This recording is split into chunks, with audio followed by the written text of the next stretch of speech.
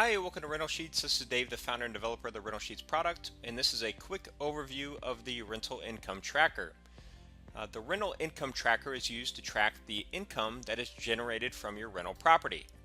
Now, for the most part, your main source of income will be the monthly rental income that you receive from your tenants for leasing your property, but you can also track all of your other miscellaneous income such as application fees, interest income, vending or laundry income, and your final resale income when you sell the property in the future. The first column on the income tracker is the date the income was received. Now, it's important to input the date information so you can calculate the income received in any given year in the spreadsheet.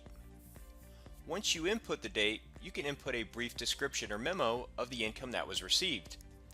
In this instance, we just put a short note that the income was rental income that was received from our tenant, Jacob Palmer. Next, you can select the income type or category from the drop-down menu, which will help you organize your income into separate income categories. There is a list of common income categories listed in the drop-down menu, but you can change these categories on the category setup sheet. Once you set up the category, you can set up the unit and tenant information. If your property is a multi-family property that has multiple units, you can track your rental income by each individual unit on the property.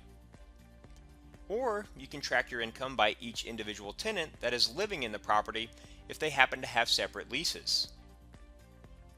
Once you select your income category and set up the unit and tenant information, you can input the quantity and the amount. The quantity will typically be just one because you're typically receiving just one income payment. But if you received multiple income payments, you could input the number of payments in the quantity column. The amount column is the amount of income received. Once you input the quantity and the amount received, the quantity is multiplied by the amount to calculate your total amount. The total income received is then tracked at the top of the income tracker.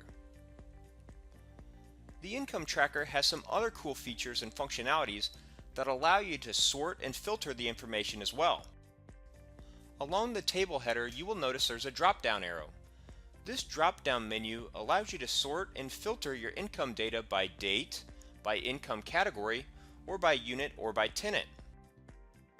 To sort your income by date, simply click the drop-down arrow in the date column, which will give you options to reorder the income items by date or allow you to sort the income data by a date range. You can also sort by income category and by unit. So if you wanted to review all of your rental income received from Unit 1 in 2017, you could sort the income tracker to show that information. So right now, we have sorted the income tracker to only show the rental income received from Unit 1 in 2017.